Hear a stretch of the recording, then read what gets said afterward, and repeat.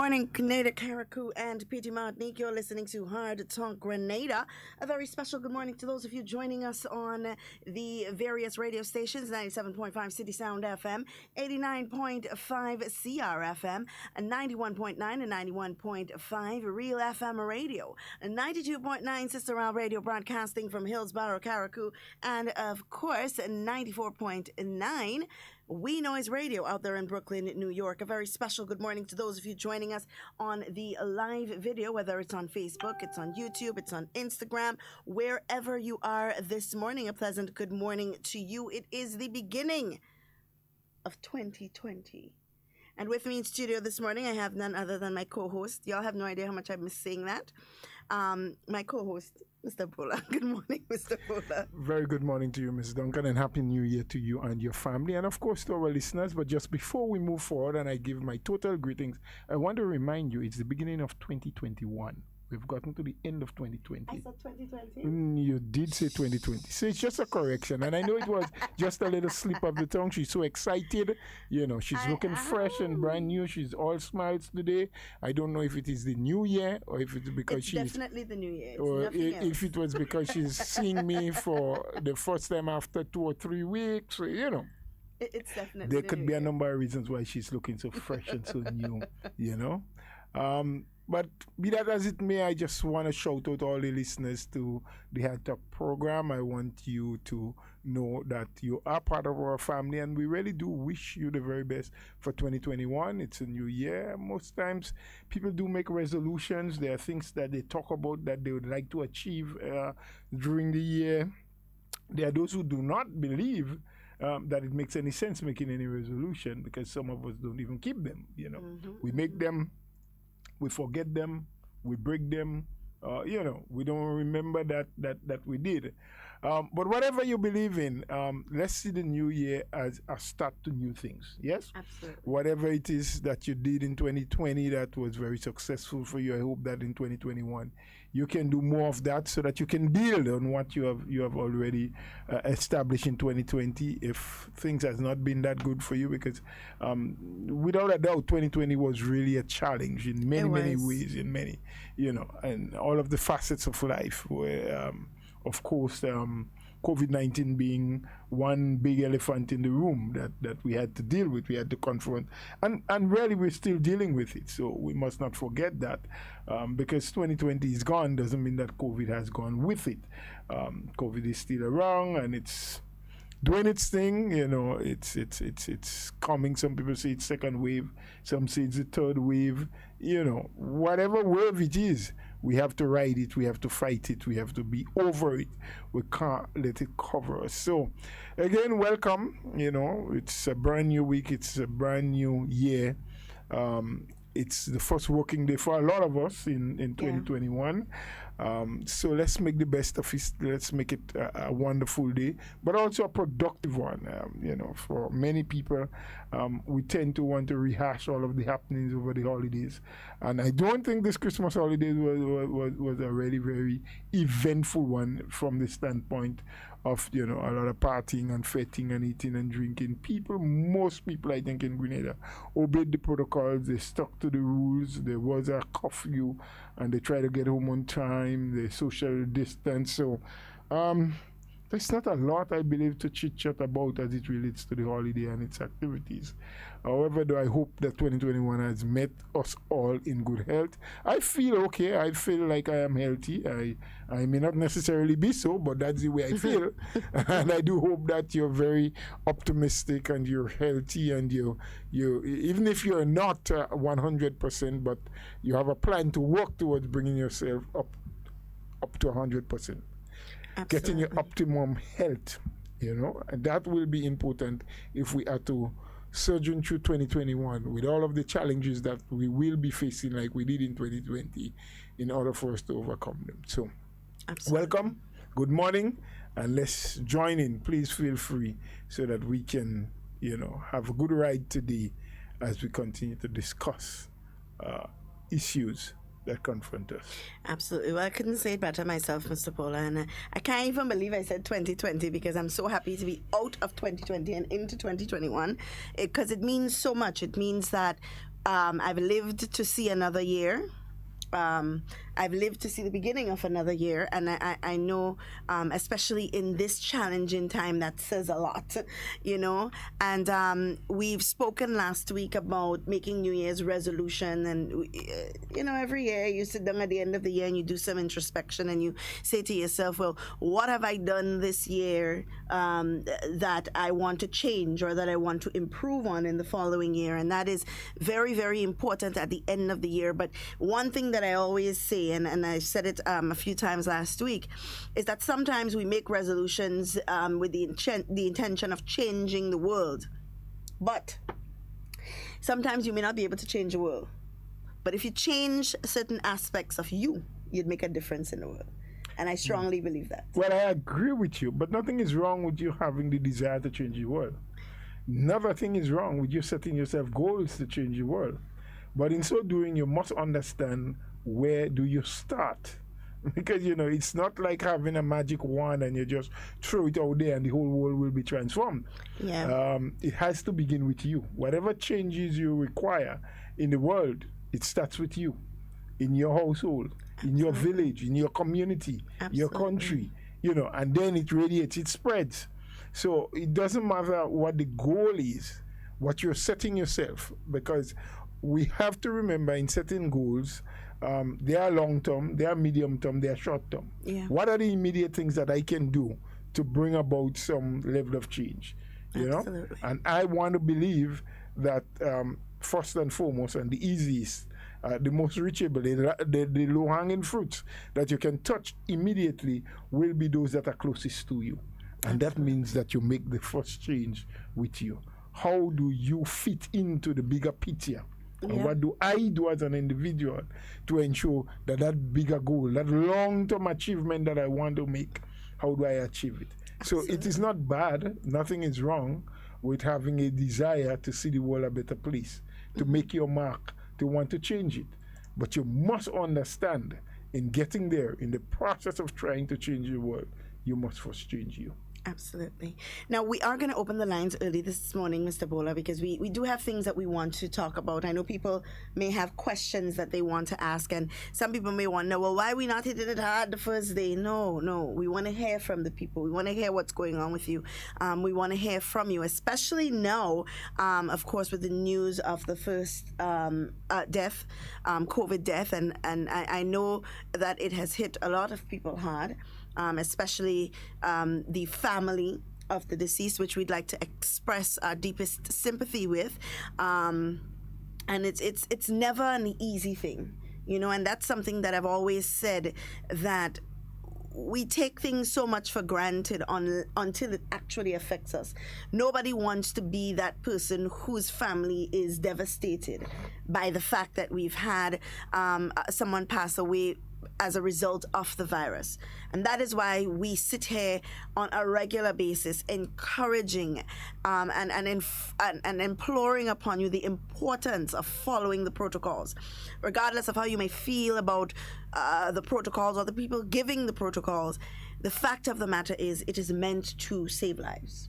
You know, and that is what is most important. So we are going to open the lines. The number to call is 440-7377 if you're calling locally. If you are in the diaspora and you want to give us a call, the number to call is 347-329-3101. Let us hear from you. What's going on with you? We've had so many things to talk about last week, Mr. Bola. Sometimes I watch social media and I shake my head, because you have to take a break sometimes from social media. You have to detox.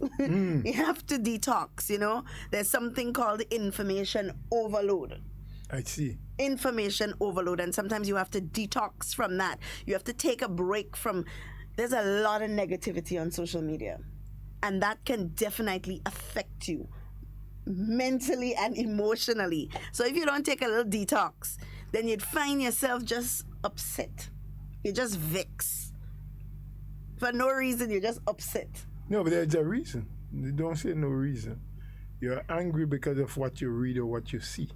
what you looked at, what you consumed from social media. So there's a reason.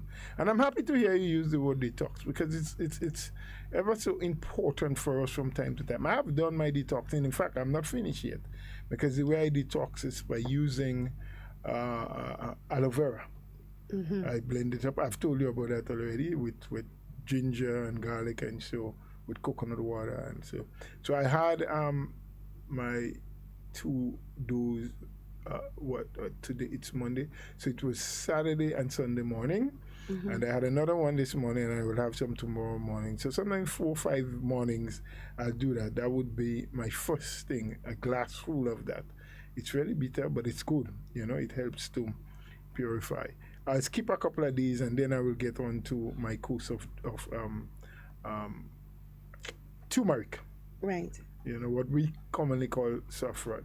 And ginger with garlic, and so for a couple of days again, and then I can feel myself feeling good, being detox. So sometimes you do the same thing with social media. Yes, you detox the mind. Yeah, because you're taking so much, Yeah. It's like the festive season has just gone, well, sort of festive, semi-festive. Probably we can say that way.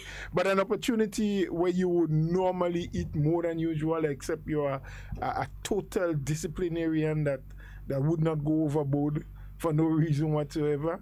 I try to be disciplined. I try to eat well and eat just what I need. But from time to time, there are things around. It's Christmas, so there's a little extra stuff in the house. While I did not do a lot of visitation this year, in fact, it was only on one occasion for the whole season that I ventured out of the premises in terms of visiting. And it is normal that the boys and myself, up by the bakery by Popsy, we do our little cook up, and so the new year coming in, Old Year's evening into the night, we'd cook up a nice pot, we'd relax, we'd probably have a couple of beers, or maybe a shot or two of Rivers, whatever it is we may drink. But this year was different. We wanted to be safe and to keep others safe, but we also wanted to lead by example and not break the protocols. So we did not do anything there. However, on Saturday evening, from about 2 o'clock, we went to one of our friends' home. It was 7 of us. Let me count and make sure 7. Yes, it was 7 of us, because we try to keep the number really. And maybe I shouldn't even be saying that on air, because there are some people going to call me up now and say, oh, so you really make a little cook and all, you didn't invite me. But we couldn't invite much people. We didn't want it. And hence the reason we didn't do it publicly by the bakery as we normally would.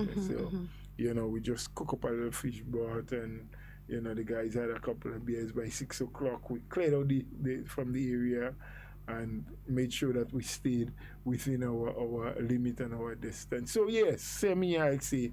But the point I was really making, that was in my case. But for a lot of people, even though they couldn't party and fit and have the good time, go to the beach and, eat all of this stuff, some people did eat a little extra than they would normally do.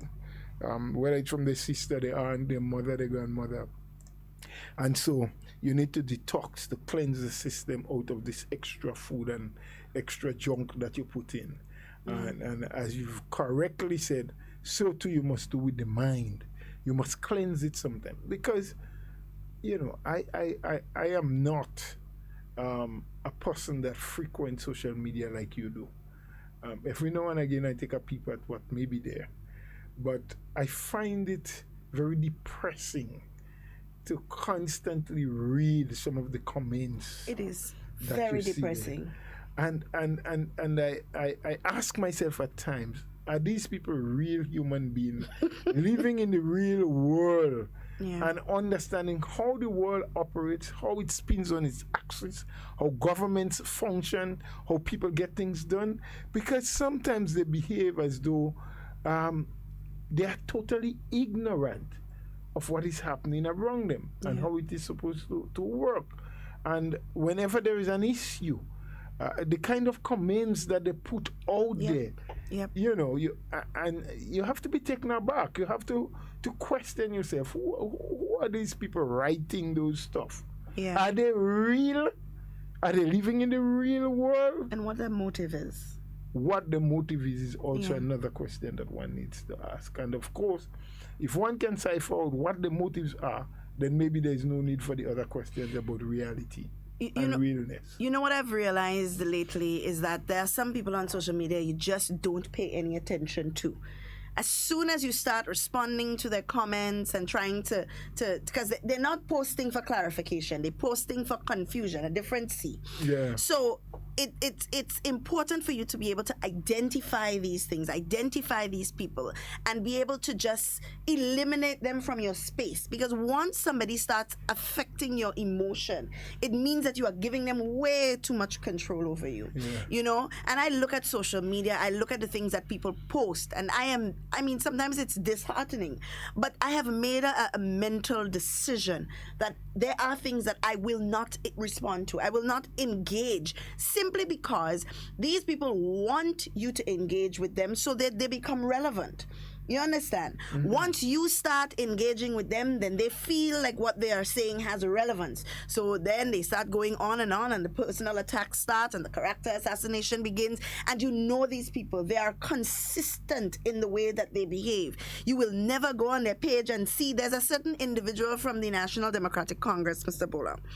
And I had to, at a point in time, make a decision to never read anything from this individual.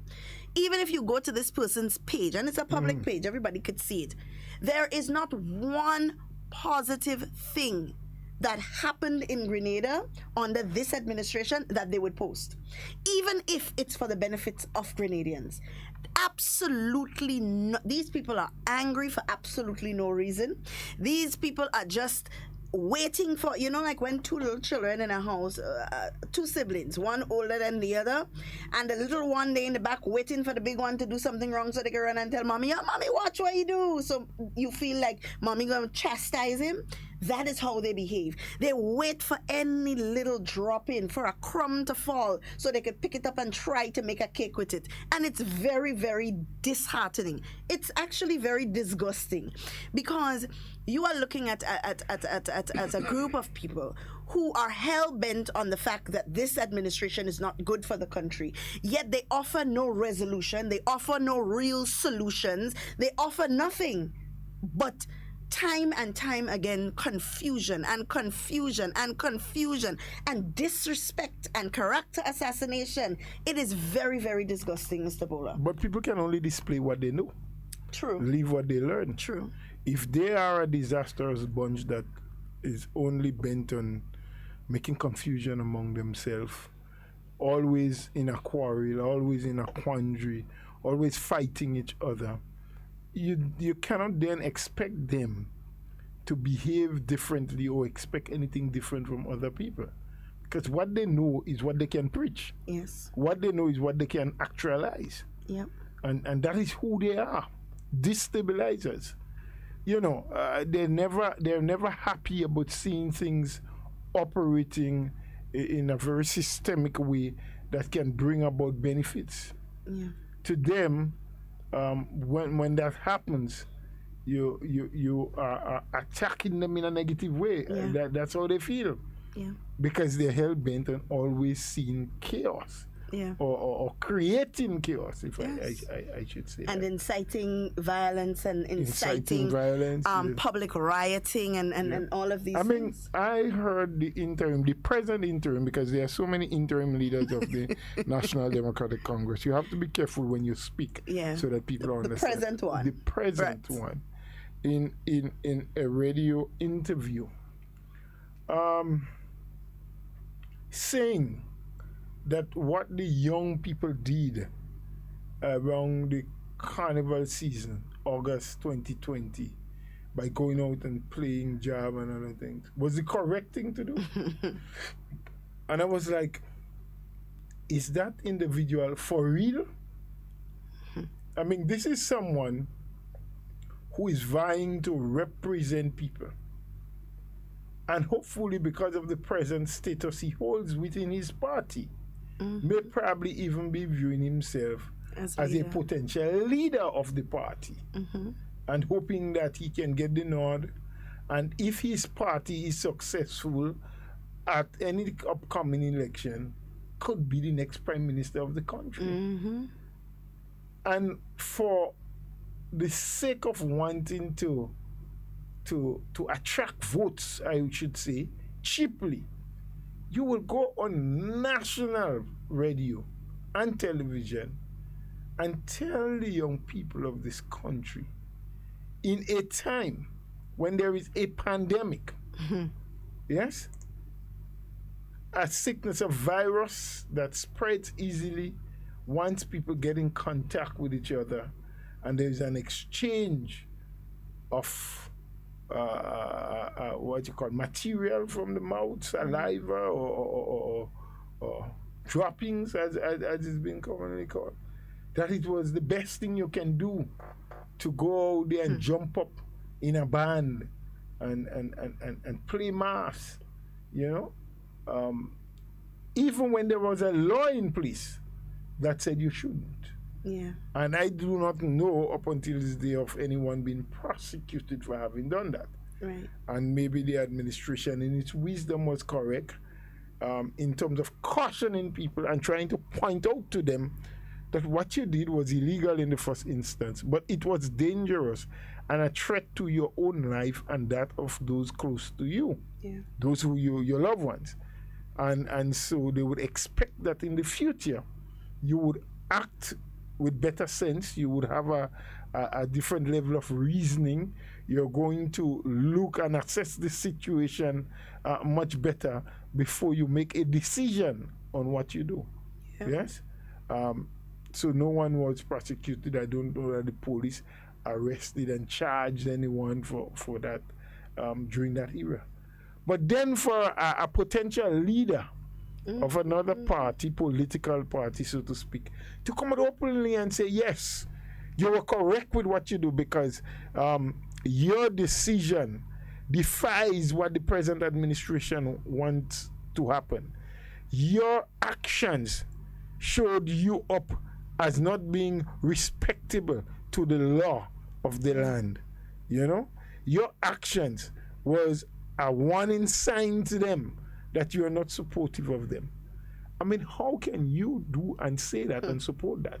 Should you get that opportunity to get into government, to be the prime minister, for your party to be in leadership position in the country, and there is an issue, it may not be a pandemic, it can be anything else, and you have to set some kind of law extraordinarily. There will have to be some kind of curfew. You have to, get control, not in the normal, ordinary way. You may have to go into emergency powers. How then do you expect these same people whom you said to, but you were right when you broke the law? Don't worry, you were correct. How then do you expect them to be respectable and to follow the law for you? I mean, sometimes we just have to think as people who are vying for leadership position. Yes, it might be a popular thing to walk arm in arms, but you don't have to support something if it is not correct. Yeah. You may want to work with the young people, and that's your right as a political figure, as a political party. But do not give to the young people the impression that by breaking laws that they're doing the correct thing. Yeah. And not just the young people, Mr. Bola, but the people who support them as well. People who feel that they are the best thing, but you give them the impression that, listen, this is what we want you to do. This is what we want our base to do. This is what we want our supporters to do. We want you to defy at all costs. It doesn't matter if it costs our country its current COVID status. It doesn't matter if it costs us our reputation. It doesn't matter if it costs us lives. We want you to rebel, because rebellion is the only way that we would be able to deter the minds of current NNP supporters into voting for them next time. It's all a ploy, and I want people to understand this. What they are doing now it's not in the best interest of the people of Grenada, you know. It is all a ploy to get you all emotional, all up in your feelings about this current administration so that you would vote them into power. But guess what? When they get into power, what do you think they're going to do? What are they going to do? I don't know. Either they do absolutely nothing or they follow in the footsteps of this administration because we are doing the right things. Contrary to what public opinion might be, contrary to what some people may feel. And I don't think it's public opinion. Well, some people in the public. Yeah. You know, contrary to what some people may feel, you are not. Listen, when the government meets, when Parliament sits, not Parliament, Cabinet sits, Cabinet doesn't sit with the voters list and say, okay, well, Duncan feels this way about the protocols, you know, so let's just change it to suit Duncan. And then, Mr. Bola, you feel a certain way about the protocol, so we're going to change a little bit of the protocols just to suit you. It does not work like that, and I want people it cannot work like that. It has to be on the premise of the entire country. Every single individual, whether you get up this morning and you post about Dr. Mitchell online in a derogatory manner, you are included in that thought. Whether you support the New National Party, you are included in that thought. Whether you don't support any party at all, you are included in that thought. It is for everybody, and that is what I want people to understand. So when you see the activists for these other political, I don't even want to call them political parties. These are the opposition entities. They are political parties. I'm so sure about that, huh? But what are the qualities? What are the factors that define? That is something. As a political but that is something that we need to put in fine print, because I just don't feel like they're making the mark to be called that. Well, they must have been registered as a political party. So at one point or the next, they had met the mark. If they have dropped lower now, and I don't know that there is any scrutiny that happens consistently to determine whether you remain at the status you should be as a political party or if you have dropped below it. But as of now, we know that the National Democratic Congress is a political party. Those opposition forces, all of them, not just the National Democratic Congress. No, you're talking about a different thing. Everybody. You're putting them all in one bracket. In one bracket. Opposition forces. Opposition and forces. I will agree with you with that. Because it's funny that they all feel like they need to behave the same way to get into government. They all need to have this sense of opposition, pure and unfiltered, just opposing everything. They all feel like they need to come down on one individual. They need to spread hate. They need to oppose everything that the government does. That is the route that they all seem to be taking, and it's very, very, very frightening, because as young people looking in on politics and looking in on what's happening, and looking in on some of the young people that also want to be in politics as well, who are still also following in their footsteps, it's very disheartening. Nobody seems to want to meet the mark. Nobody wants to seem to rise above, to provide a higher standard of what politics is supposed to be. Everybody wants to just go for what seems easy. You know, the character assassination, that seems easy because Grenadians gravitate to that. The rebellion, that seems easy because Grenadians gravitate to that. Some Grenadians gravitate to that. So they want to do what seems easy. Nobody wants to put in the actual hard work, you know? And it's very disappointing to see some of our young politicians following in those footsteps as well. They're not encouraging me to want to be in politics, you know? Because political work is always hard work. Anything to do with trying to please people would never be easy. Yeah. And when you're into politics, that's what you're trying to do. Trying to make life better and easier for people. At least I know that's the intent of the New National Party. Mm-hmm. I've not been in any other political party, so I don't know if the principles follow along a similar line. But the actions sometimes, the behavior, the utterances of members of some of these other opposing groups, as you call them, doesn't suggest to me that the intent is to do good by Grenadians and do well for them. Because here is what I oftentimes say, that good will always be good, irrespective of who do it or when they did it. And if we cannot be mature enough as leaders in our own right and our own circles to recognize something that is good and to accept that it is good and to praise it for being good, then what's the use of you being in public life? Yeah. When it is bad, likewise, I expect you to speak out and to say. But you know, one of the amazing things that have been rolling through my mind over the holidays while I had some time, I oftentimes hear these forces referring to what is being said or the information given out by the New National Party to be false. I hear them saying that. Right. Oh, this is not true. They're not telling you the truth.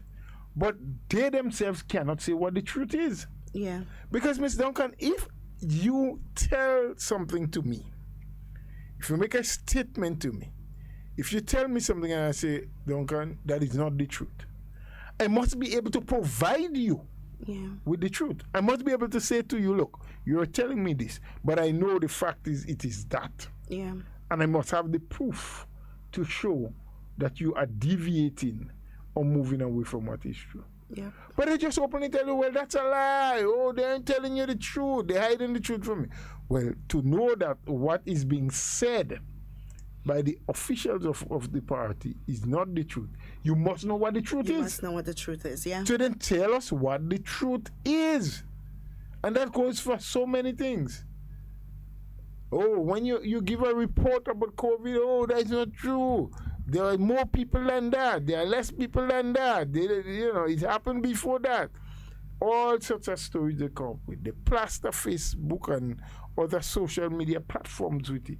But they're not telling you. And so as a people, Grenadians, let's start using our brains a little more.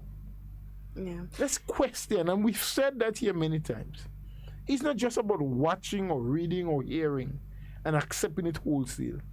You must decipher, must ask additional questions, must seek additional information. Do your verification.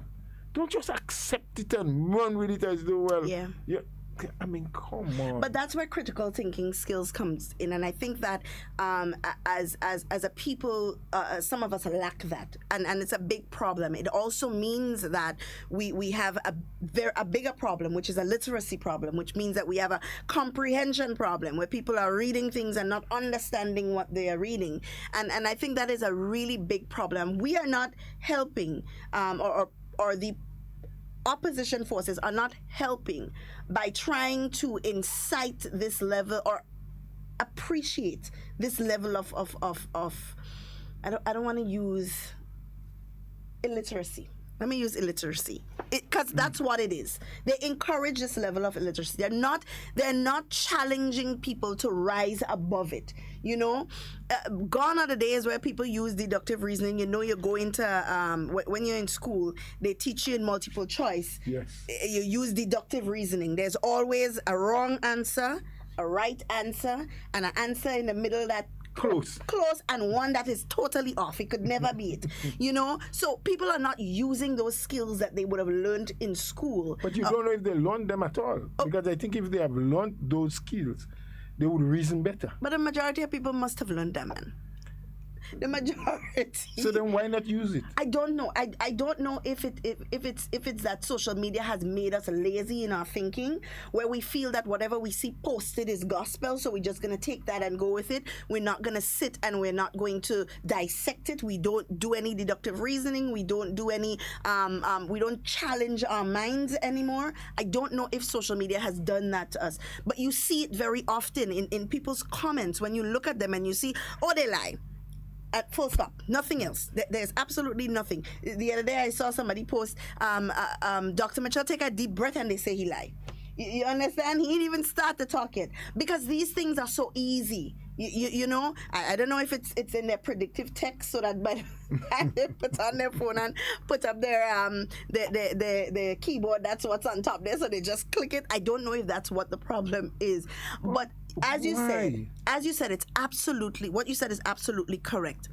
If somebody comes to you and says that this is a lie, they must say this on the premise that they know what the truth is. Of course. And if they tell you it's a lie, and by the time they go to tell you what the truth is, they reach in Grenville and come back and they still have not told you what the truth is, and you know that what they're saying is based on the fact that they either have a hatred for, they dislike, or that they are being very easily misguided. You know, and we have to do better than that as a people in terms of understanding when we are being misguided. Somebody can't just come and tell you that this mouse is pink. You're looking at the mouse, it's pink, but Mr. Bola tell you, no, they're not pink, that is fuchsia. And you find Mr. Bola does always say, you know, Ms. Duncan is saying the right thing, you know, so that had to be fuchsia too. You're not looking at it, you're not doing no research, you're not putting it up against a color wheel and say, well, you know, it looked pink in truth, you know, maybe it could be fuchsia, but let me look at the color wheel. Fuchsia. It's a color. What color is fuchsia? I mean, educate us. It's like a purplish pinkish kind of color. When did they change? But yeah, the color man, code? you wouldn't understand that, Mr. Bola. Well, you know, help me to understand. I just wonder, when did the whole series of colors? Because there was one time when there was different just shades of few colors that we all knew. We knew black, blue, white, brown, gray. When women got involved, and there were was a different color they used shades to call of. purple. But It's still those are still the main colors. They're still the main colors, but now you have added so much Shades, right? Different shades of. So there's like lilac, and you're talking about fuchsia, right? And there's burgundy and turquoise and all these lovely colors. These are just new words, but it's the same colors. It is not the same. Any woman that's listening could argue that they are not the same color. What color is the shirt? Well, you have a series of colors there, you know. You have but I have blue. Navy blue. You right, have the blue is the underlying color, but what is that other color? That's red. Red. That's what I'm seeing. Okay. So now I understand the color you choose is based on what you see. So if I say it's pink and the other person say it's fuchsia is what they see. Is what they see. But and you know, Mr. Bola, it's just very sad that we don't take time to research anymore. You know, overnight we have all become experts. And if Facebook could have given certification, I think some of them have. Oh, you think so? I think so. Yeah. I think they've gotten certification from just posting to social media. You know? Because they comment on everything. And they always know it's a lie, but they could never tell you what the truth is. And they don't even let a statement be completed. You start, and they're able to, you know, water it down with whatever foolishness they want to Absolutely. write. And you know what really does upset me a lot too? When somebody reads something and they take what they read at face value, they have absolutely no knowledge, no insight into what it is they're reading. Well, they don't prove that they have it. Sometimes they do have a knowledge, but as you have said, we have to also find out what is the purpose and reason for doing what they're doing. Yep. Yeah. So I don't believe it is totally safe to say that they have no understanding. Some may not, but I believe that some of the people who are posting, they understand, and they're quite capable of twisting their understanding, what I refer to as intellectual fraud. Yep, that's what it is. They have that intellectual capability to twist and turn around what is being said, to manipulate the minds of those who are not as so inclined academically as they are. Yeah. To do that. So they're being fraudulent with their ability. And that's not nice. That is not why God gave us the ability and the gift of knowledge. Not to use it to make other people less wise. Yeah. We should use it to help those who are not as brilliant as we are. But and I want young people to understand that if somebody is not willing to explain to you what they mean by something that they say, then most likely they were hoping that when they say it, you would just accept it for what it is. If somebody cannot go into detail and explain to you certain aspects of anything that they find troubling, then you have to ask yourself, why is it troubling to them? What is their motive? Is it because the issue is actually an issue, or is it because they want us to believe it's an issue so that it discredits the other person? And we have to start asking ourselves these questions as young people. In order for Grenada to develop, in order for Grenada to grow, it's not just about investing in government investing in development. It's about people investing in themselves as well. And investment doesn't mean you go and you start a business. That's not the only investment that you can make in yourself. But investment in your education, investment in the way you think, in the way you portray yourself, in the person that you want to present to the public. That is an investment in itself. You have to market yourself properly as an individual. And once people start seeing that a country is more than just its government, a country is its people, a country is how educated its people are, a country is how the people reason, how the people look at things. These are the things that help grow and develop a country, because people on the outside are always looking in. They're not looking to see what government is in office. They're not looking to see what liquor deal they could make. They're looking at the country on a whole, and they want to know, when they invest in a country like that they get back a good profit. And a good profit is not always money. It is not always money. So as young people, I want us to understand that, because I've been looking at social media and I've been looking at these opposition forces, and in my mind I say, well, there will come a time when Doc decides that time for him to take a rest. When that time comes... Well, I don't know if it's to rest, but to get out of frontline politics. Yeah, you don't know what else you When that time comes, Mr. Bola, and they have no one else to hate, what will they do? Well, we'll see. What will happen then? We will see. I hope I'll be around for long enough to see that. Because, you're focusing too much on the fact that Dr. Mitchell... They're focusing on the man's age.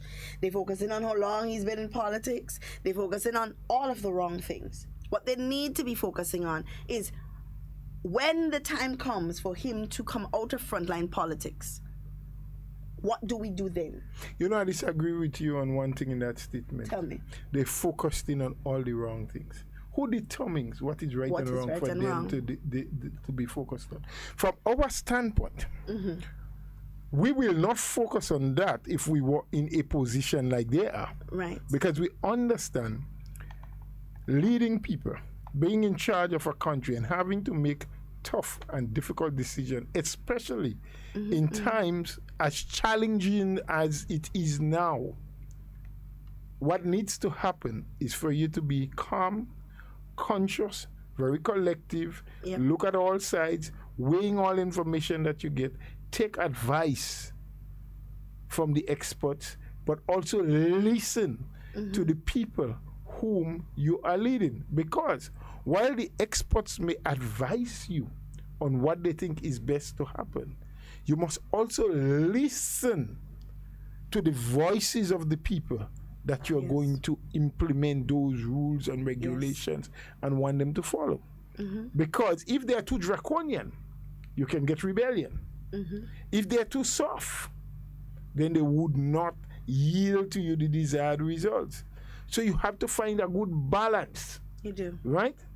That is what we would have been focusing on if we were in their position. But to them, what's important for them to focus on is to be fighting and battling against an individual, which they have been doing for the last 20 plus years. With absolutely no good or great reward or result for them. Yet still they are hell-bent on trying to destroy and discredit an individual.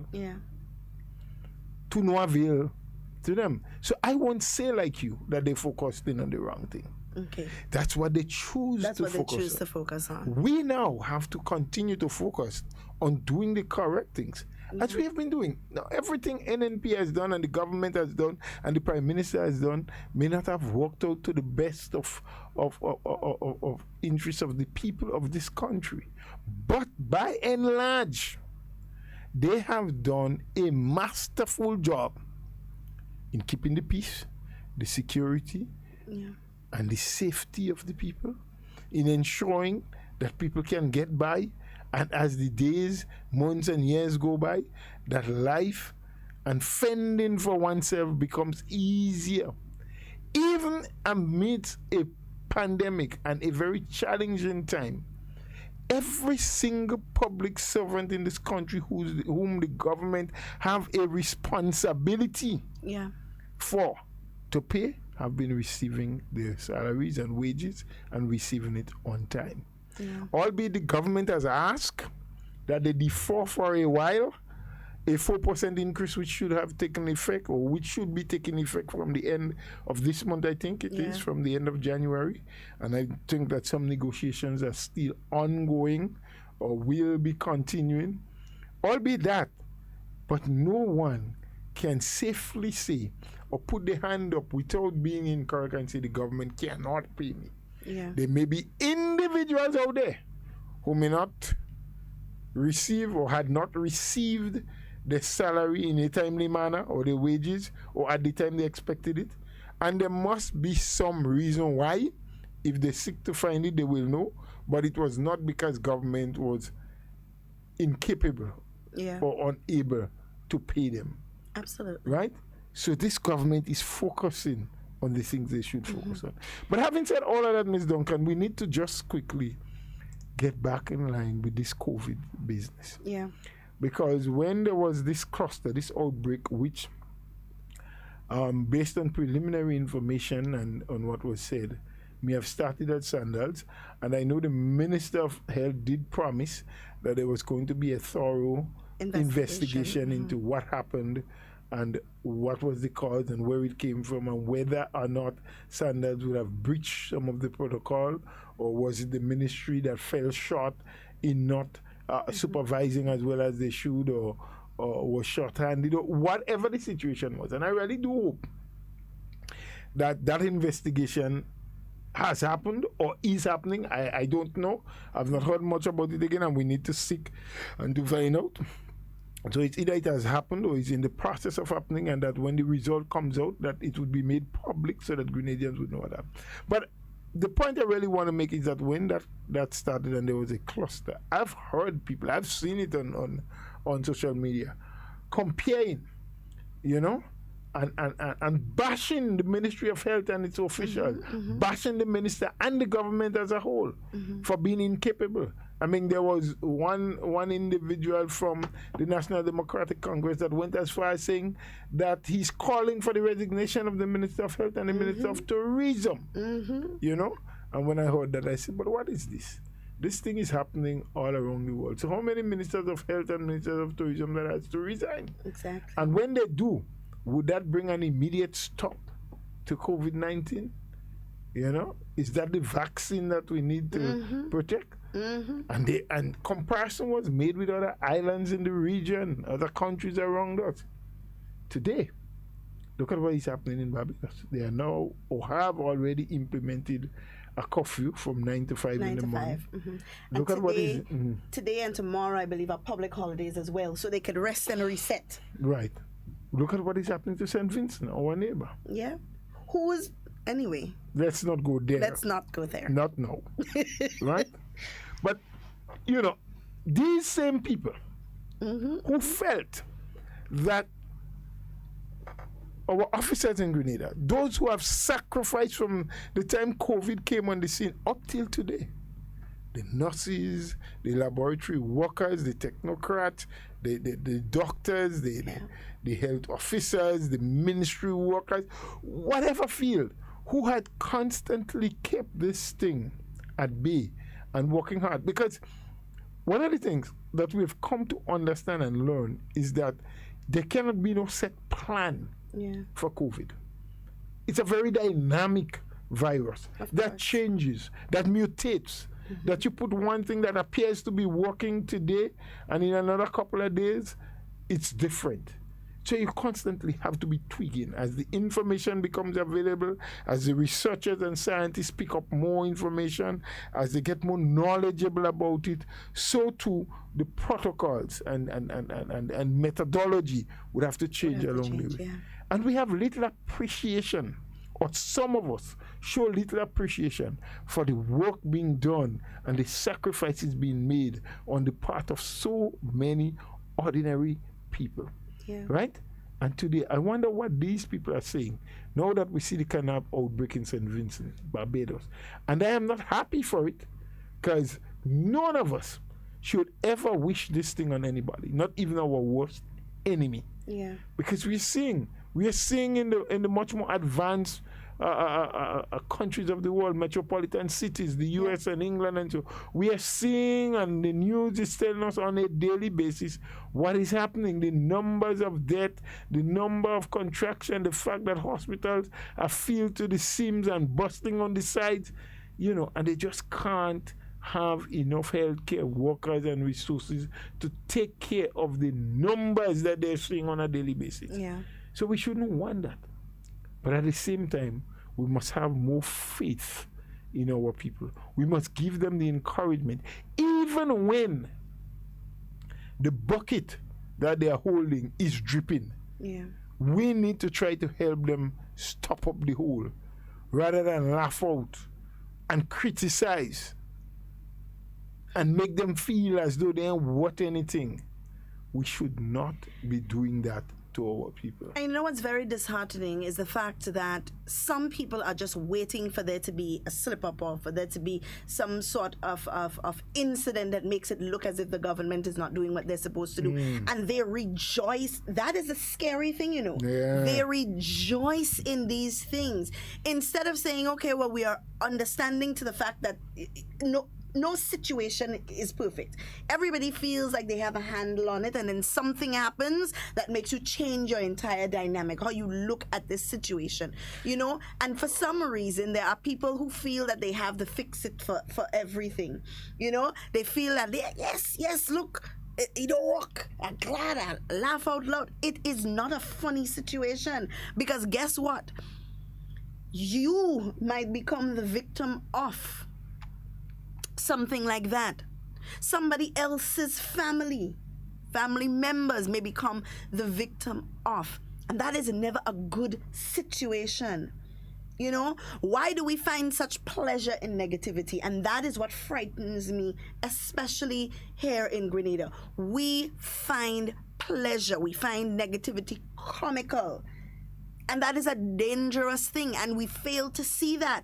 I don't understand, and as I said last week, I don't understand how some people just get up in the morning, stretch, and say, yes, I'm going to be negative today. I do not understand. Do you really think that? Yeah, man, but it has to be. So you're trying to, well, it does come naturally then. Maybe. Oh, God, but that's worse, Mr. Bola. Well, maybe it's worse, but I mean, thinking about it as you said it, I mean, would someone really rise from bed and say, thank you, Lord, I'll live to see another day? I shall Of be course, the first today. thing that they post on social media is some negative nonsense. They ain't even saying, thank you, Lord, for another day. Praise Jesus. Put a nice little quote, put a nice little scripture verse saying thank you for nothing. The only thing you're seeing on their page is a bunch of negativity about government this, protocols that, lockdown this, lockdown that. It just pure negativity, and it's ridiculous. And some of them take that negativity and turn it into memes and so on and think that it's comical when it is not. It is just spreading more negativity. But someone is saying there, Ms. Duncan, on the live, I guess that's a response to a comment you made. Well, I hope he does not get out of frontline politics. Just rub it in their faces. Well, I can understand that person, but there will come a time. We have to prepare ourselves. As much of that some of us would like and maybe probably some people are even hoping that Dr. Mitchell will be around forever and ever and ever without an amen. It won't happen. We have to be realistic. Yeah. He will have to go at some point in time. It is not me to determine when, but understanding life and understanding the things that happen and how life in itself, the changes that take place in life from time to time, he will have to go. But also Mr. Bowler, he has dedicated the better part of his youth to politics in Grenada. Yes. And that is something that we have to be appreciative of. I mean, here you have an individual who has options and chooses. A lot of options, yeah. Yeah, and chooses to spend the better part of his youth serving the Grenadian people. I wonder if we should say chooses or choose to spend. Well, he's still there. Yeah. Youthful still, eh? Yes. A youthful still. I dare not say otherwise. He's youthful still. But I just want people to understand that. And when you look at politics, especially from the outside, when you're looking in, you see, I don't know how, but you see this glamorous life. You feel that there are so many perks and so much. Political life is glamorous. I think, I would want to believe that that's what they see, the way that they behave, and they want to be in it so much that they feel like it's so glamorous, and there's so much money involved, and the people who are in there benefit the most because they're driving around in big ride. This is just the impression that I'm thinking they have, because I ain't seeing that. I am yet, and I'm sure you've been in politics, so I know you have not seen that. I'm still in politics. In frontline competitive politics. Yes. So you've been a minister of government. You know there's no glamour to this thing. But they don't believe me when I say it. I know they don't believe. So I sometimes prefer other people say it rather than me. They say experience is the greatest teacher.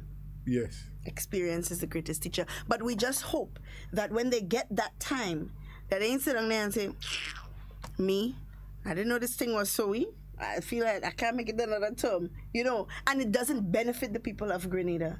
They sit down there waiting for the 5 years to end just so they can get out, because they thought that when they got in there, it would be so much glitz and glamour that they would prosper from it. There is no such thing as glitz and glamour in Grenadian politics. I'm sorry. And this is me being honest. I mean, I have said this here before that I cannot see myself in frontline politics. It just can't happen. Okay. It can't happen, Mr. I make no comments on that. I can't see it and I'm looking at the way that people behave and the ingratitude of some people. Somebody once told me that the most ungrateful thing in the world is politics. To a certain extent, they may be correct or close to correct. Yeah, the most ungrateful thing in the world is, and it's not that you go into politics looking for gratitude, but you do what you do because of love of country, and you would hope that the people would be grateful for the little that you do. That's usually never the case, generally. Most of the times. You sit there and you take bashing and beating, and you still have to get up on a Monday morning, Saturday morning, Sunday morning, and do what you must do for country. It's not a job where you could say halfway through, watch, I fed up, I just quit. It's not something that you could quit, you could resign. But why would you want to do that and leave the Grenadian people stranded halfway? Because if you are dissatisfied with the responses that you're getting, if you do not as an individual feel that with all of your best efforts, the people do not respond to you in a manner that depicts their liking of you and your actions, you have a choice. Just get out of it. Let the public know, well, look, I do not feel that the job that I'm doing is satisfactory enough for the people. And based on the comments and the reactions towards me and the wishes, I would like to honor by stepping out. Yeah. Yeah, they have that choice. So it just goes to show that there is a certain extent of love for country and love for people and wanting to do service, because that's generally what it is, providing a service to the Grenadian people, and when the time comes for Grenadians to vote and Grenadians to put into office who they feel is competent enough to do the job, then they have a right to do so. That is the beauty of a democracy. Yes. You have a right to do that. But until that time comes, Show respect. you show respect. Yep. You know? I agree. Show respect. I give you 100 marks on that one. Because I've seen on some of the live videos, and I've started, Mr. Bola, swiping right, because when I swipe right, my comments are gone. Because if I go to consume these comments and then I see under these live videos, trust me, it would be a hell of a thing. You see young people with no respect whatsoever. I looked at the Prime Minister's live, and sometimes you want to put these people on blast, put a screenshot and put it up on social media for everybody to see the way that these young people speak to leaders of the country, and they want to be leaders themselves. It's very, very sad. And I feel like the younger population who in frontline politics, people like Ron Redhead and Carriacou and these people, they need to come forward. You may not agree with this administration, but you need to listen, they need to stand up and say something, because this is not appropriate behaviors, Mr. Bola. To see young people going under these live videos and just cussing, proper cussing, proper obscene language towards your prime minister, or towards... They deplete it in writing. In proper English, because when you say proper, the tense and everything fits in. Not suggestive disrespect, outright disrespect. Okay. It's not, they're no longer being suggestive. They're not even trying to hide it. Just outright disrespect. When you see these things and you wonder, well... But how do you know that they are young people? Well, when you look at the pages, you could click on somebody, comment, and go to their page and see who it is, These things are not hidden. I just ask. And some of these people, you know them, eh? All I did was ask. Okay. Some of these people, I'm not doubting you. It's just very sad. I'm asking for clarity purposes. The disrespect, it has to stop. It is too much. And I feel like young people, regardless of what party you support, you need to start denouncing these things. Because guess what? It is what you are fostering for your turn. You have to remember that, because there will come a time when you will feel like, okay, I feel like I'm ready to get into competitive politics. I want to run. I want to be a minister. But then 2 years back, you're under the live video, putting laugh emoji under somebody disrespectful words towards the previous prime minister. Guess what's going to happen when you go in there and you do something that they like? They're going to do the same thing to you. It is not a culture that we should start embracing, that we should start laughing about, that we should start liking. I often say I wish Facebook had a boo button, so you could boo.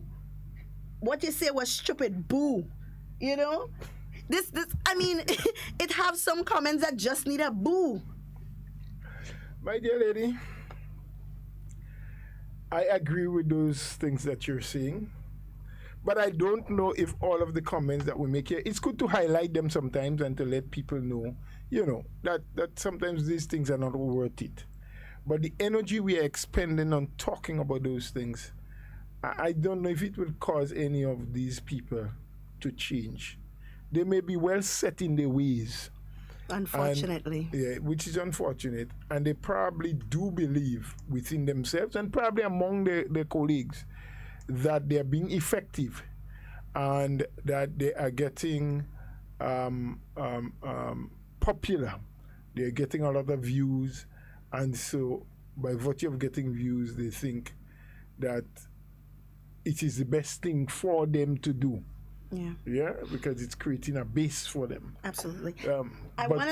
We need to just remind others that, listen, whatever you read, whenever you read, if you does read, take, as we say in local terms, everything with a pinch of salt. Yep. Be careful. Verify, fact check, and get to know what is reality from what is fake. What is fake. I want to let the public know again that the lines are open. It's 11. We are going to go up to 12 o'clock this morning. I feel like we should have said that since the beginning. Of course, because there was no, we're coming out of the new year, there's no national report, and I feel like the other one is so long gone that it's not it gonna confuse people if we replay it, you know. So we are gonna go all the way up to 10 o'clock. So you are free to call, engage in the conversation with us. The number to call is 440-7377 if you're calling locally. If you are in the diaspora and you want to give us a call, it's 347-329-3101. I want to read some of the comments on social media because I don't want them to feel like we leaving them out. So one individual is saying, "You're so correct, Miss Duncan. No time for negativity. I was raised to respect my elders and each other. They have so much leaders that they don't know who leading who. The ball that who leading who to get the ball. That is why they will remain in the political cemetery for another 5 years. Shameful bunch." Another individual is saying, "To some, negativity is like water. They must have it, whether it depresses them or not. Sad, but true." Another individual is saying, "Women in Grenada need to be more involved in politics." And another one is saying, "Yes, Ms. Duncan, like this morning on a program where the Prime Minister was, I had to put some of them in their place. They're too out of order and disrespectful." We have our first caller on the line. Hello, good morning. Good morning, Mr. Duncan. Good morning, Mr. Buller. Hi, morning, and Happy New Year to you, sir. Yeah. Mr. Buller, you know somebody, they are saying, whatsoever you sow, that's what you shall reap.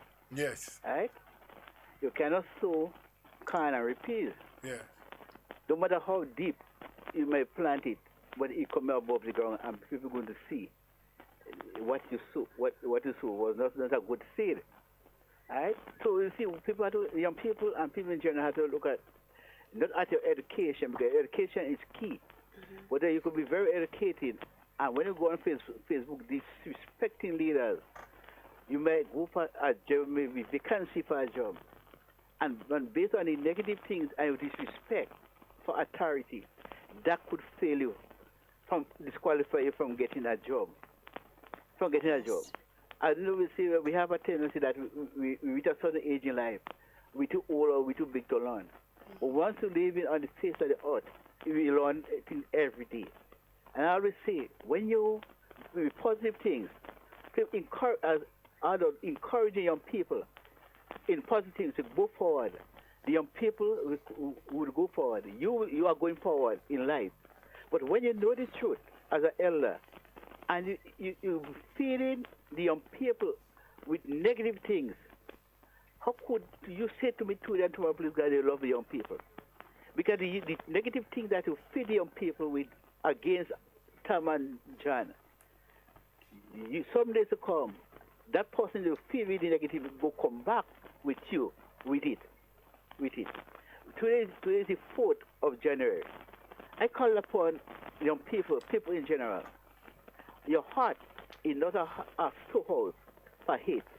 Your heart is a heart where we should have store love, peace, joy, and kindness for one another.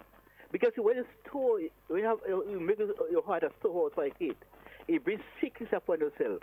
It brings stress upon yourself. It makes you look old before your time. But when you store your heart with love, peace, and joy, it makes you look younger every day. So I'm calling upon people within the 4th day of January, the 1st month of the year.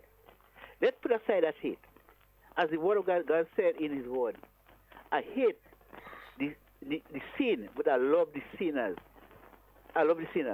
Because if we go to hate people for what they did to us, there will be no love. Because if our children do things that we mightn't like, so you go say because they do something like you hate them, we hate what they did, but we love them. Yeah. We love them. And when you look at the track record of Dr. Mitchell is a living example for leaders in the Caribbean. And to only gain success and achievement and to go forward, you must be positive. You must do what is right. And I always say, you want to do something that is good, those who hate you should not change you from doing what is good. Yeah. Because those who lead young people and mislead people and tell people what to treat the leaders, some days to come, these young people will return back and remind them, you want me to change now, but it's you what feed me with that. Yeah. All right? So you feed me that, so I pass it and back to you. Yeah. All right? So I want to say to the Grenada people, young people, remember, some of you all don't have a job. You're seeking for a job. And when you go for interview, what you respect you demonstrate to leaders, that could disqualify you from getting a job. So young people, be positive. Have a heart of love, have a kindness for one another. And by that, you could reach wherever you reach your limit. But when you hate people, that could disqualify you, and you cannot grow with that. So, Mr. Duncan, Mr. Bola, you have a wonderful day. God bless you. You as well. Thank you so much. Have a good day now, brother. Be good. Yeah. I don't think there's any other better way to put that, you know. You hate the sin, but you have to love the sinners. In the same way, you may not like the administration, but you still have to have respect, you know, for Respect the for the human being. For the human being, Yep. you know, because that's all that we are, right? We are all human beings. And I like something that he made mention of, and I think a lot of young people don't take that into consideration. We have to remember that we always leave a footprint on social media. Whatever we post on social media, whether you feel like, oh, well, I delete that comment, it's there. You have to remember that. So what you put on social media remains there and may have an influence on certain aspects of your future. You have to always remember that. And that future may not be a future only in Grenada. Anywhere you go. Anywhere in the world that you go. Because they're so interlinked. The world is a global village as a result of the technology that we all use. Globalization, that's what it has done to us, you know. So you may want to migrate to another place and develop yourself, and guess what, something that you posted 6 years ago, 10 years ago comes back to haunt you. So you have to be very careful as young people what you do with your life now, so when you get older it doesn't affect you. We have another call on the line. They get like me. Good morning. Good morning, Miss Duncan and Mr. Bowler. Good morning. Good morning and Happy New Year to you and yours, your family and everybody. Thank you. Same here. You know what, Brother Bowler and Miss Duncan? I think the reason for the 15 seats, the last election, it was a reason for that the people, our dear friends, they have promoted us so much because they said so much derogative things about us, the party and the government, and especially our political leader. But look at our political leader and the team itself, how, you know, jovial at all times they are, how professional, how, you know, always on business, always doing what they're supposed to do for the people, you know, and leading them right when they make a mistake. They say they have made a mistake, you know, and that's one of the things of a good leader, that when they are wrong, they err in a particular area, they would say that they err. You know, I've listened to not the Prime Minister, but to Mr. Oliver Joseph, my parliamentary representative, and Mr. Honorable Gregory Bowen. And for what it is, brother, it's very much surprising that these people, our friends on the other side, have not condescended or gravitated towards what they were saying. And they continue saying a lie, as you were saying this morning. But once they say it's a lie and they cannot tell you what's the truth, that's a problem.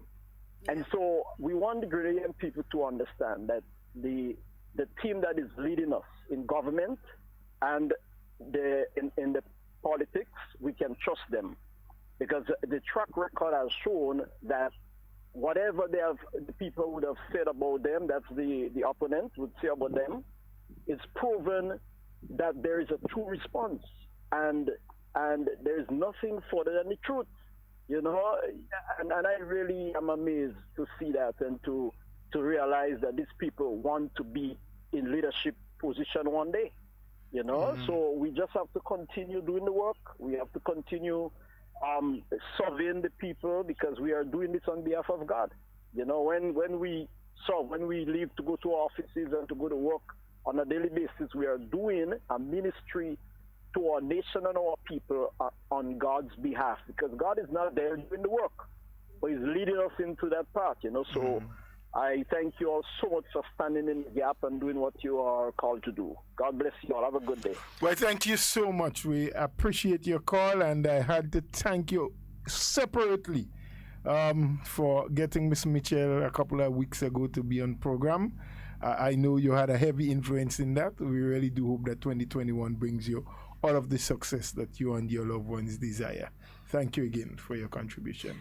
Absolutely. I want to read a comment. It says, advice to young people, be careful of what you post on Facebook because your next boss may be your friend. Also, some companies may look through your page to see your true character. A word to the wise. Yep, it's what we've been saying before. Don't let, something in the heat of the moment affect your future. Always allow your intellect to take charge and not your emotions. Absolutely. We have another caller on the line. Hello, good morning. Good morning and a happy new year to the folks of HARDTALK. Thank you very much. How you guys doing? We're good. How are you? Morning, Mr. Bowler. Happy New Year to you, sir. Thank you, and Happy New Year to you as well and your family. And before the program finishes, I think I need your number to call because I think we have to meet up after this program finishes. Okay, great. Right. Well, there's a straight number that you can call. You can either call back that number or you can call 440-1875 or 1876. 1875. So I will call like about 12 o'clock, right? Yes. 1875. Mark it up on, please. Or 1876. Yeah. To the meat of the matter, right? Yes. I need to address certain things, and I'm glad. And congratulations to your sanitation. You be the senator again, Well, post there. Doing whatever I have to when I'm asked to do. Right. I have to address a very big, huge elephant. And yes, they are recording us, right? The Grenada issue is one. The issue of the COVID issue is another, and the Prime Minister's response, and he's being cool and calm, right? I will address this thing very frankly like this, right? We in Grenada, as a people, we are very blessed to be very industrious, we're loyal, we have everything going for us, right? But there are certain people that, for some reason, want to destruct this construct. I will call her name. You see this lady they call Miss Joseph, this lawyer? Yes, be careful. Make sure you're saying truthful things, yeah? Yeah. I didn't call the first name. There's a certain guy called a Jones guy. Yes. And there are certain people, you see them, like really? They are on the obstruct of anything progressive in Grenada. There's another one called Ferguson, right? That individual themselves, I didn't say him or her, themselves say there's a public nuisance. There's another one, Augustine, right? So I'm this year, I hear a Jones character saying that he will be having, or she will be having meetings, and this is the year for action. I'm saying very clearly no. I'm the one also will be doing action because anywhere there's any meeting of such character, I'll be there. Well, I hope you're going to listen and not to disturb. Yeah, I'll be listening. Yes. And I'll be disturbing it. No. You'll be going against the law. I know because the law would not give any credence to have such gatherings. When an individual say he has no money in our account and say, send money to me and send your money to me and send money to me and this is my program. This is about likes on Facebook. So it's not about likes. You understand? Life is about likes. It's reality. Okay. So when you do wrong and touching a woman, brother, I know. You disrespecting people and calling a man a moyakoi on radio.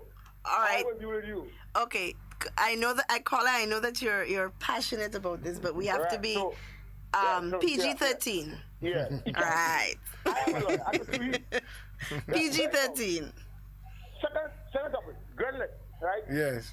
Let me go on Grenada now. Grenada then is not Grenada now. Cars then is not cars now. Right?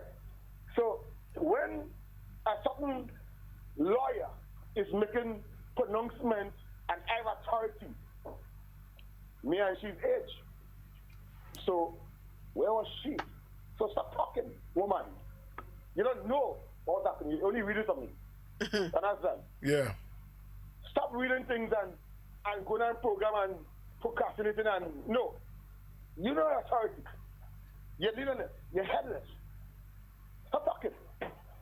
Right? Thirdly, the quarantine, the COVID people. Yeah. The Prime Minister said, oh God, Jesus Christ. We are curfew from 8 to 5 in the morning. 8 p.m., 5 a.m. There was a certain Prime Minister that wasn't talking to us, apparently. As like I said, Kim Michelle wasn't talking to us, because all of us done. The Prime Minister up to our sister island of St. Vincent, he has a problem right now. Yeah, we're listening. What happened to the caller? I'm not sure. Caller, you still with us? It's not, you know. We're losing you. We're losing you. Yes. The PM up there, Yes. who is on his fifth terminus, he is not called a dictator. But in Grenada, we have one. Yeah. So the Prime Minister up there can do all he wants, tell the people of Detox to break their border control laws and come up. Yeah. But our Prime Minister in Grenada is a dictator, and he's an old expert comedy. He's an old tortoise like, and they still know all the language in the book. So don't come and tell me, oh, this man a thief. Don't come and tell me this on the program. And Mr. Bola, Yes, sir. you know what irks me is that this guy is as dirty as can be. Don't let him get to you. Don't let him get to you, because that's what he likes. No, he's getting me. Don't let that happen at all. Ask Osmond Crosby to open my case and have a good day. I'll come back. I'll call you back afterwards. All All right. Be good. Take good care. And don't allow negative things to contaminate your good life. Yeah. Yeah, You see and why I negative say it's people. important to take a detox sometimes? Yep. Because when you consume all of these things and they affect your emotions, then you have Yeah, you have You an know, those outburst kind of reactions. emotionally and so. something I want to put out there to the public for you to just remember. Now, we have a certain individual, as the caller was saying, who is a lawyer and is giving you a side of Grenada's story. Now, I want people to understand, what is the job of a lawyer? Not to take a story and twist it to the side of their benefit. Is that not the job of a lawyer? So whenever you have a situation, right? And you go to your lawyer and you say, the lawyer can ask you whether you're guilty or not. The job of the lawyer is to plead your case. Whether whatever the lawyer is saying is truthful, or whether what the lawyer is saying is something that is tweaked just a little bit to favor you. That is what I want you to remember. That when you have a lawyer sitting on a program telling you, oh, well, this is the legal this, and that is the legal that, then you need to have another lawyer coming back and tell you another side of it. Because that lawyer is going to tell you what they want you to believe. They are pleading their case. So I want you to remember that in this whole Grenada debacle, please pay attention to what the facts are. Pay attention to what you know. Because there are a lot of individuals who know what happened before, when in 1994, when it became a monopoly. There are a lot of people out there with that knowledge. But the agreement is there. And the agreement is there. People can read the agreement and see what was signed to. Exactly. It is there. And maybe that's something that needs to be published. Of course. Publish the agreement. Let people see what is there. Because from all we're doing now is talking. We've seen it. We've read it. We know what it is. But we're talking. Maybe that's something that needs to be done. The agreement needs to be published so that The agreement that was signed in 1994. Yeah. Giving Grenada all of the rights To do what and they've privileges to do what they were doing. Yeah. We have a call on the line. Hello, good morning. Good morning. How are you today? Hi, we're good. Okay. Miss Duncan, I don't know if you were there around and then hear the time that one. Hello? Okay, it seems like we lost the call. Oh, But and he's somebody's calling calling right back. back. Yeah. Hello, good morning. Hi, good morning. Yes, good morning. Sorry, we got cut off. That's okay. Go Hello? ahead. Yeah, we're hearing you. Yeah, I'm not hearing you properly. You're hearing us better now? No, I'm not hearing you on the phone completely. Oh. One of those. Very, very low. Okay, is this any better? Little, yeah. Okay. I would like to find out, right, Mr. Bowler maybe have been one of the older heads in the industry, and when Grenlec was sold then, what was the formula used then? What is the difference in it? Because you go and do a business with somebody, right? Until it comes to its conclusion, you will be not just reporting on daily basis or 2 days basis. Yeah, so why is this big who about? Because it's whatever the deal has to be signed, it will be signed, it will take, and when it's finished, people will know exactly what is what. Yeah. You know, and there were two gentlemen who were like demanding what you demanding, but what did you what's the difference you did then, and what is the difference now? I mean, I have a problem in understanding it. Yeah. You understand the point I'm trying to make? Well, you mean who should report at the end of the or at the conclusion of the business? You think that's when the report should come out? Is that what you're saying? Yeah, definitely yes. Because at the end, that is how. I mean, whatever the documents you're going to sign, until it's not been fully signed and endorsed, everything. That is time because. You know, the two gentlemen were there last week, or maybe only last week or the week before, were making noise. Oh, they want to know what they are. They're not going to leave the garden, you know, without. I mean, come on.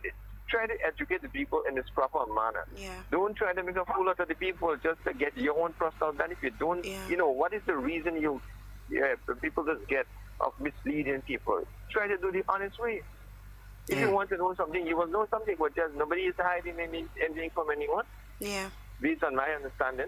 Well, that came out clearly after because in the press conference the minister did say, and the news has been saying that when they approach Grenlec, they don't get any answers because there was a signed agreement between both parties that during the period of negotiations, neither or will say anything to the media until they conclude, and then they would make a joint statement. So, and that is what transpired. But and Mr. Bull, on numerous occasions, you know, politicians across the board, let me make this. They try to squeeze or, you know, come out and say something at times just to make noise and use the people. Don't do that. Try to, I mean, just like what you like for yourself, like for others. Yep, Try to educate people. I know. I mean, I'm very disappointed with some of the statements that's been coming out. You know, it's not nice. I mean, if you have something good to say it in its proper manner. You know, with respect, so the people who are listening will understand properly and they will implement this up to a high level. Yeah. Even if you have something bad to say, we oftentimes say here, even if you disagree with the position or what was said, you can do it respectably. Yeah. Definitely, because you see, if you do it with ignorance and you know, like with disrespect, that is how the people on the ground will take it and run with it. Because if you don't know better, you may see out of nothing, you may see violence. Yes. And that's what you don't want. I'm not saying this is going to happen, but you know, trying to educate at any time, any politician, anybody has anything to say, do it in a respectful way that people can learn. You know, if it's, as I say, something bad, but say it that people will learn to approach the next person in proper manner. Yep. Yeah. Yep. You know, that is a freely understood. And why? I mean, one of the gentlemen make a statement. Why? I mean, they sell a lot of foreigners. So who is WIRB Enterprise? Is that not foreign company? Of course. And then who are the foreigners that it's being sold to now? So what's stupid? They can't tell us who they are. What is the name of the company? Where are they from? Okay, so I mean, what it is, what you misleading that you see those statements like these are just a couple words, but it's changed when you use one or two words in a whole text. It's off balance the whole conversation. Yeah. You know. But it is something we will deal with in time. As time goes by, we're going to take the Grenlec issue in different phases. We just felt that today we didn't want to start off with that. I mean, although it is the hot topic on the table now, we just wanted that the year has just started, giving people a chance to reflect a little bit. What I like you guys come up with a plan that you could educate, not just political, but across the board. Yes. You understand? We'll attempt to do that. Because, I mean, moment somebody has the education, tell yourself, you're good to go. Yeah. Yep. And I will never forget as the moment that Mr. Nelson Mandela, when he was freed, the statement in my people, go back to school. Yes. Yeah. I don't know if you can remember that. Yes. statement. He said education is what will free Education. you. Yeah. I mean, at the end of the day, even if you don't understand, you can ask questions to learn. There's nobody is going to beat you for that. Yeah. But like this, I mean, many times I see these people coming out and trying to be not in opposition or whatever. I mean, as I said, at the end of the day, respect is the key. Absolutely. And we want our citizens to be, on the forefront with respect. That's all. Knowledge, everything. Don't misguide anybody to make trouble on your behalf. Yeah. I don't like that at all. Yep. Yeah. We thank you for your contribution, sir. You're welcome. Bye-bye. Well said. Great. Enjoy the rest of today and all the best for 2021, So, as we've been saying all morning, let your intellect be the one that guides you with whatever you see, whatever you write, whatever you're trying to bring forward. And as the gentleman clearly said, be truthful. Mm-hmm. It's not always about fighting or trying to score points, Yeah. And I've said it many times, and I'm prepared to repeat it all the time, that this administration is not perfect. Made mistakes, missteps at times, did things that could have been done differently or better. But the bottom line is that the intent is always good. What is your intent? Yeah. What do you really want for the Grenadian people? Yep. What is it you're trying to achieve for them? So if you're saying that what this administration is doing is not correct, it's incorrect, it's not going to yield what the nation needs, then what is your alternative? Yeah. What are you offering? Yep. Absolutely nothing. Emptiness, quarrel and confusion, always wanting to incite people into violence and to create problems. And to make life difficult, make the country ungovernable. That is your formula for getting into office? Well, reality check. It's the same people you will have to deal with when you get into office. Exactly. Don't ever forget that. Exactly. And they will remember you for what you've said and what you have done. They will remember you for who you are. Yeah. The electorates of this country are much, much smarter. They have much more cleverness in them than we credit them for sometimes. Mm-hmm. We have a caller on the line. Hello, good morning. Good morning, Ms. Duncan. How are you today? I'm good. How are you? Happy New Year. Happy 2021 to you too, Senator Bola. There's a voice I didn't want to hear today, but Happy New Year to you. Your man, hang up and call back tomorrow instead? No, man. Once you're on air, you're on air. Because it is my plan was not to let you call in, but on a certain day when we're discussing a certain subject matter, I would call you. Because I would want to get your views. But today is your day. We just thought today we'll give people an opportunity to just air out, we're into a new year, what you feel, what you want to say. Today is like free day. Yeah. Not free day, but free day. Free day there, not free. It's F, not P. No matter call Tal free, no, at all. I can't take Tal anything from him. His thing is his. But I just want to say a happy new year to all of the listeners of Hard Talk. Hope they're having a wonderful, wonderful day today. No matter where you are, not going into names today. No, you can't. Get trouble. You will finish next week. I don't get into trouble. And Cammy, right. Yeah. Trouble start. But just saying a happy new year to everyone. Hope everyone had a wonderful holiday season over the Christmas vacation period and into the new year. I know it's a difficult start to the new year for many people because the children are home, Yes, I have a little one running and pulling at my leg every 2 minutes. You want to get a chalkboard and a piece of chalk, you know. I start to teach. Again, I think you taught I might have to try and get a digital one because Yes. these days you're going digital. Yeah, everything is of digital course. now. Yes. Yes, indeed. But I hear people calling about Gren Lake, and indeed, that's one of the things I want to speak about, but not necessarily today. Great.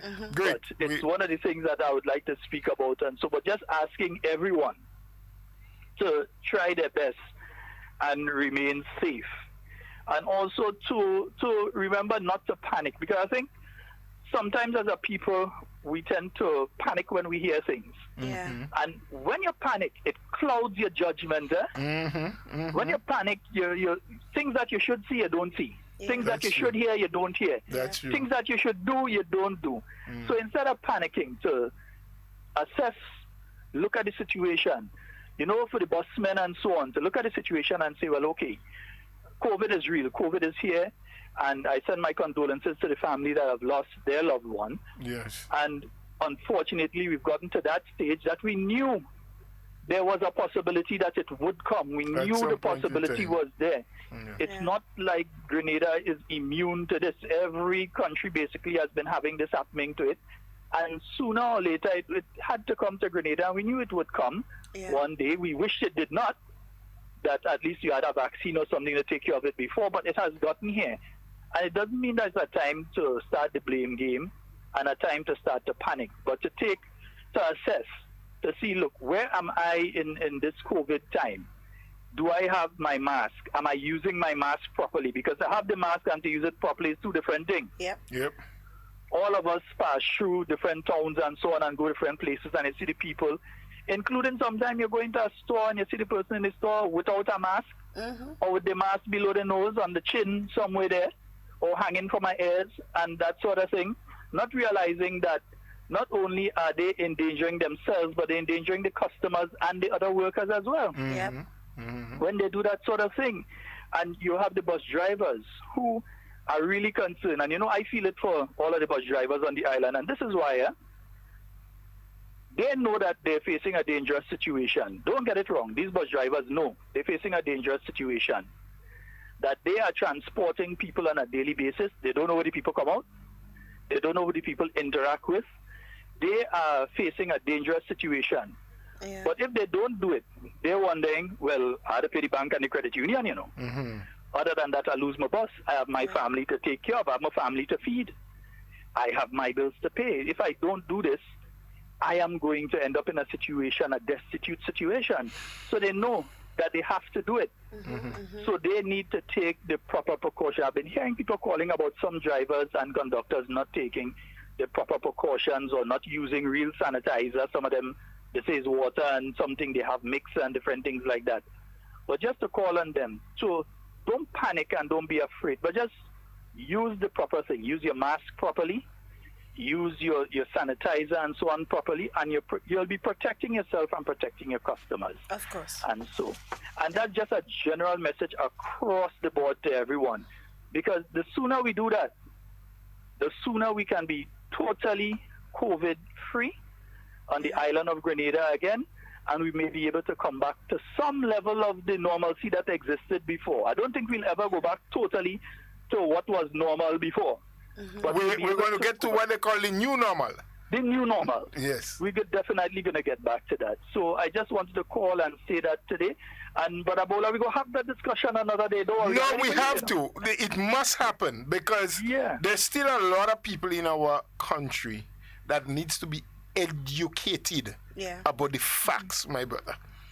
And I'm itching for it because I'll tell you something, There's a lot of information that I think we have put out over the years. Yes. And that people have forgotten, and in some instances, even we have forgotten it. Yes, some of us have And I think it's time for us to remind people and to have that proper discussion. But as you said, not today. Not today, we'll take it in phases. But tell us, how was your holiday? You and the little one. How did it go? Extremely quiet, just the way I like it. Great. Yeah, that's good. Extremely quiet. I was working throughout the holiday. Don't get it wrong. Even on Christmas morning, yes, I was there. I had, I do a lot of my work online and so on. So I had a lot of stuff doing. And outside of that, it was extremely quiet. I made sure I had the time for that. So you have your hour, your 2 hours, send out messages and so on, and then take my time for me and the young ones. That's good. Good. That's Good. good. Yes. Enjoy what 2021 will bring, bro. I hope it will be blessings. I hope it will be good fortunes, good health, security, to you, Brother Bola, and prosperity. And to the staff next door, I don't want them to say I forget them. I know you won't forget anybody. So we'll keep in touch. Thank you for calling. Enjoy the rest of today. Yes, indeed. And just one last thing before I leave. 2021 is what you make of it. If you're coming to this year with a sort of negative thoughts, negative behavior, and negative attitude, the negativity that you come with is what will follow you. Yeah. It will follow you on an economic level. It will follow you on a spiritual level. It will follow you on a physical level. If you approach the year, you approach the day, if you wake up this morning and say today is going to be a bad day, I just have a feeling in my bones today is not going to be a good day. Bet your bottom dollar that day isn't going to be a good day for you. But if you come with a positive attitude, it turns out to be a positive, a good day for you. And I think we need to face 2021 with a positive attitude. Thank you very much. Great man. Welcome. Take care. That's definitely the way to go, Sheldon. Very, very, very, very, very good. Yep. It's how you choose to have your year. Whether you choose negativity or you choose to be positive. I always say I choose to be positive. Yeah. Nobody ain't gonna make me choose negativity. It is my choice. I choose to be positive. I will enter 2021 as positive as I left 2020, or even more positive. At that, But yes, Sheldon, we're waiting for you. Your chair, it's nice and warm, waiting for you to have that discussion, because I know you have a lot of knowledge on, especially some of the issues and conversations that we've had surrounding this particular issue, especially. So we're waiting for you, Sheldon. We're waiting. All right. We have another caller on the line. Mr. Buller, this call is yours. I'm absolutely sure. Good morning, Miss Jacob. How could it be my call? It's a call to the program. Got trouble again in God's word. Happy New Year, Miss Jacob. Lot of mercy. Teresa Jacob, Happy New Year to you. We don't know. How are you, Miss Jacob? Good morning to my dear. I had to call my brother first. You see, I tell you, it's your call. You didn't believe me. I know. How was your holidays? It was perfect in the name of the Lord. Thank God for that all the time. Everything went well. Well. You survived. You've gone through 2020. You're into 2021 with God's grace. And you too. I wish you all 2021 with God's grace and everything that God has. I have a positive outlook on it. I am healthy. I am strong. God is blessing me in more ways than I know. So I know I will face every challenge, every mountain I have to climb in 2021. I have the energy to climb with the grace of God. Yes. Well, Sister Duncan, good morning, darling. Good morning, Miss Jacob. How do you do? I'm good. How are you? Well, I'm fine, but not for the wind to blow me away. And we have a few strong breezes these days. Was it yesterday morning, I think? Or 2 days ago, it was just really heavy up by my side. And really cold. Yes. I was wondering, well, what? I know they said we were going to have a kind of like a weather pattern with some rain. The weather upwards to Monday, they tell us. Yes, but the wind, I was kind of surprised at the wind. A lot of wind, strong wind. Yeah. And that wonderful brother that come out over the edge. Yes. Brother Scott. Brother Scott. Sheldon. Brother Sheldon Scott. Good morning, sweetheart. I need to hear your mood. This, for 2021, I need to see you with Sister Duncan, Brother Bola. I want to see you with them. I'm in full support of that. I need you back. I very much agree with you, Miss Jacob. Yes, we need him back. Well, we would have him from time to time. I don't know if we could have him back totally because he's engaged in doing a lot of other work. I know. You know, which can But keep him a little busy. anytime we But once can he's get it. free, Yes. you know, or we call on him, I know he's going to always, because he knows he has his fans, and plus Yes. that he has a lot of information that he I can know, share. I know he had the information, sir. Yes. And the pastor that called Yes. first, I need to send out an oasis to him. Yes. I need it come by me Wednesday if God spare life. Good. Pastor Casimir, yes, yes. Ahmad. Yes. I want to see him real bad. So if he's listening still, he would get your message. He listening. That is here, Papa will be even by me too. Anytime he could come. If he could come before Wednesday, if he can't come, he's going. Right? Good. So my dear darling sweetheart, we Papa, this, and I want all you to listen to that man Wednesday night. Because he go down and my poor brother and them yesterday, because somebody say he go take over the program Wednesday with this talk. What my brother Andre, brother Excuse me. I forget the other two names. Papa Godfrey. Oh my God. He don't nice. And I'm waiting for he and what do you call it one again? He and the two that does beyond the wind. Okay. I'm waiting for them. But he won't answer. If I pick up the phone and I call Godfrey, you know why Godfrey don't want to answer me? And I go, let it out today. He had a day, you know, what do you call him? The one that blind, they heard of calling me. Yes. You are not blind. Yes. Brother Rolo. Right. Brother Rolo, he had a time I come down and do that.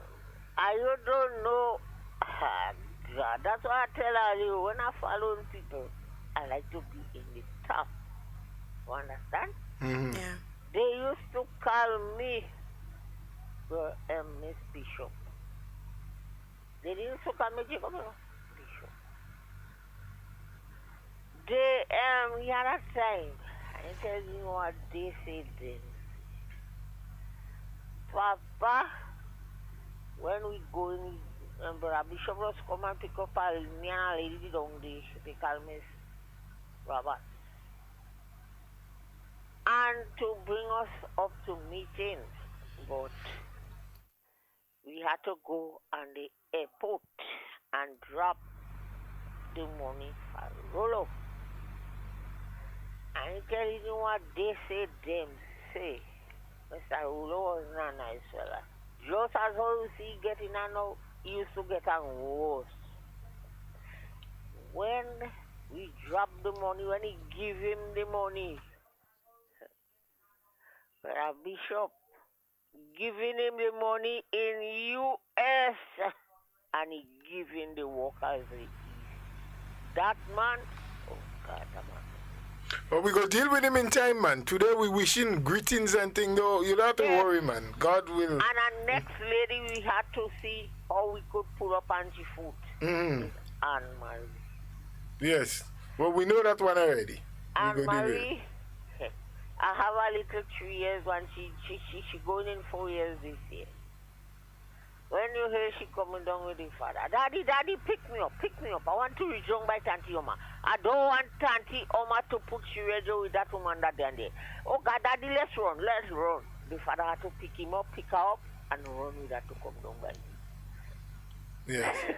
When she read, Tanti Oma, I don't want to talk to that woman, you know. I say, yes, baby, you have to talk to her and you have to pay her respect. Oh, me, Tanti Oma, she coming on the air to the whole world and calling the Honorable Dr. Kit Mitchell Kit. What she mean by that? When I meet her on the street, I call her. I say, no, baby, you have to say, auntie. Auntie, you say, if you're mad, I go 4 years, you know. Yes. Telling me if I'm a mad. You understand? They put in a lot of negative in those little children. Some of those people that coming on the air. Oh, yeah. Lord. I want to come out in nowhere because yes. So you have a lot to go come down on it. Don't worry, you and go ahead. The Honorable Kit Mitchell and Gregory Minister Boyne, oh Lord, you see these two fellas. I know these two fellas from small, especially the one with the white head. Yes. Oh my God, that is what my favorite. That was my favorite in school, especially those girls. Oh, anyway, we're going to by the 5, the 6. I want to think about it in the head. I'm going to play the head. Well, you won't get a chance to play the head again, Jacob. Don't worry. Nice.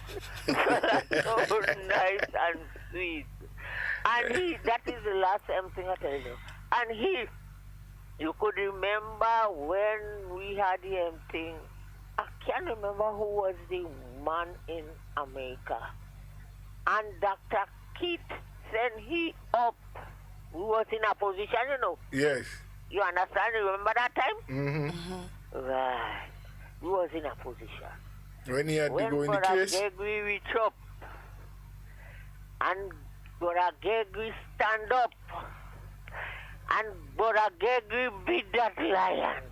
The lion had to give up. He had to give up to Brother Gregory. The lion couldn't make it. Brother Gregory win the case. Yeah, against when Grinded. Brother Gregory win the case now, those opposition NDC saying Grenada win. Yeah. We know about that. Well, you are your history. We know you are your history. Full history of it. Yes. And you know where that is the last bit I tell you. You know where that NDC come from? That NDC come from, please. Uncle, the Honorable Dr. Keith Mitchell, he formed the new national party that is NMP. And Jad Brizan from the Democratic Party. Congress, yeah. Yes. Well, let me tell them. My wonderful cousin is gone in the grave with the party. Mm-hmm. That is not the NDC cousin Jad from. So all you Grenadians, all of and watch.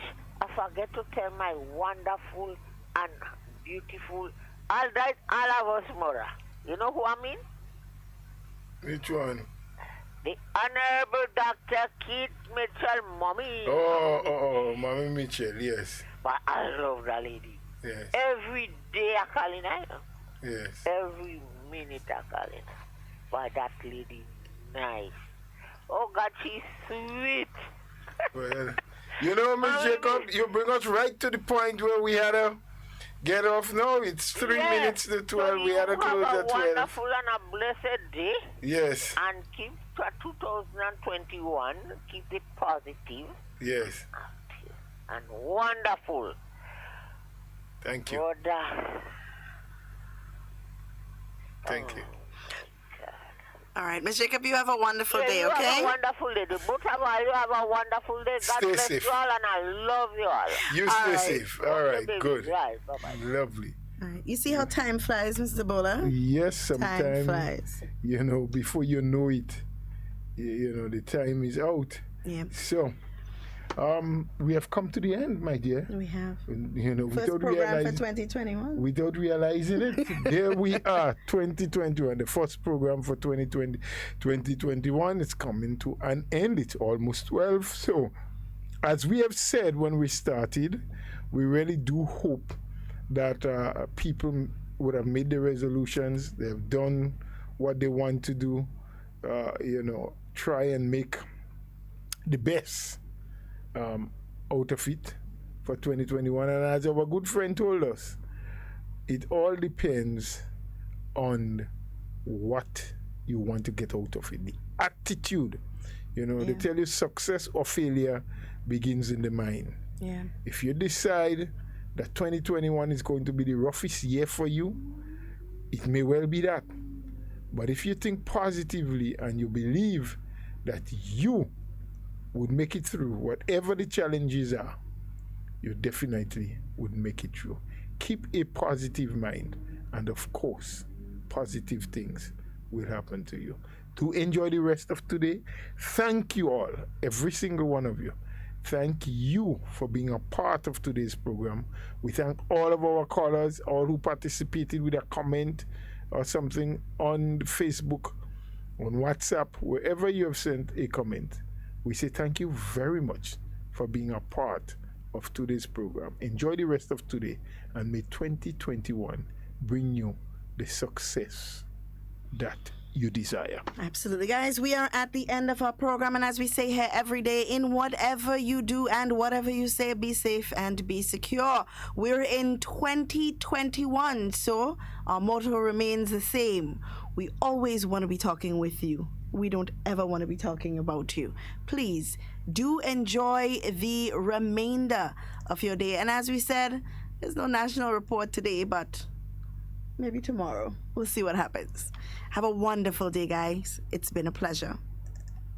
You. You're listening to Hard Talk Grenada via www.hardtalk